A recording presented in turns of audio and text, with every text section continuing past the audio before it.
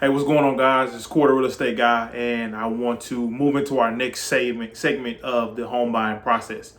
We have talked about finding the right home for you and your family, and then we also talked about what it means to be under contract. Now that we are in contract and we have a signed agreement between you and the seller for you to purchase that home, now we have sent that off to both the title company so they can open up escrow, and we have sent it to the lender so they can begin originating the actual loan that you're going to have. So let's talk about the loan estimate, okay? In the loan estimate, several different things will be written down and itemized for you and your viewing so that you have an understanding of all the different fees that you'll go over with your closing person at the title company. Okay, fees, credits, loan costs, loan terms, okay?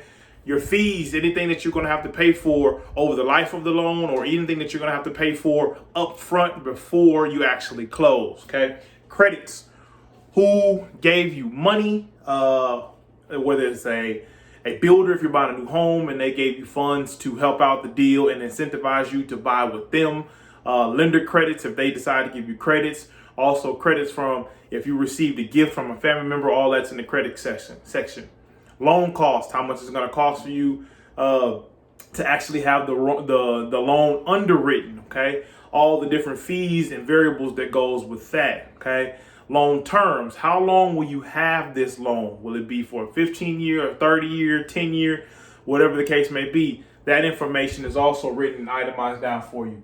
Agent commissions, how much is the agents, both sides, if there's an agent on both sides, how much are they making of that sales price? The interest rates, loan payouts, closing costs, okay? What is your interest rate going to be? It determines how much extra money that doesn't take down the principal is going to be paid over the course of that term to satisfy that loan. So typically a fully amortized scheduled payment plan to repay back a loan is about 360 months. And that's 30 years. And that's typically what you'll see interest payments and principal payments broken down as. A majority of that up front for the first 10 years is mostly interest, but it's seen on an amortized schedule. But here it tells you the payoffs and how much you're going to pay over in total in interest on that loan estimate. So that's important, that's big, so you can know exactly what it is you're going to be facing once you take on this loan. Okay, closing costs, anything that you have to now bring to the table financially to make the deal happen, your part of the deal that you agreed to. Once you first fill out that loan application, they said, hey, this is the type of loan you have or you're going to get. This is what you are going to have to bring in order to close this deal. What's your skin in the game? Okay. Then you got your taxes and your insurance. Some taxes, like the property taxes, have to be paid at the closing table. They have to be paid before your first mortgage payments, which typically comes 45 days after you close. So you want to make sure those are part of your prepays. Those are part of your closing cost fees, okay?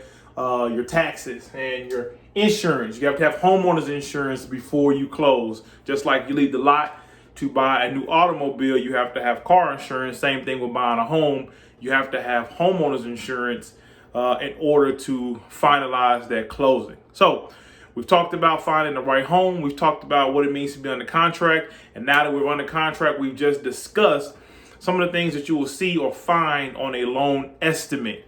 So this is Cory, the Real Estate Guy, and this is a detailed wrap up of the loan estimate.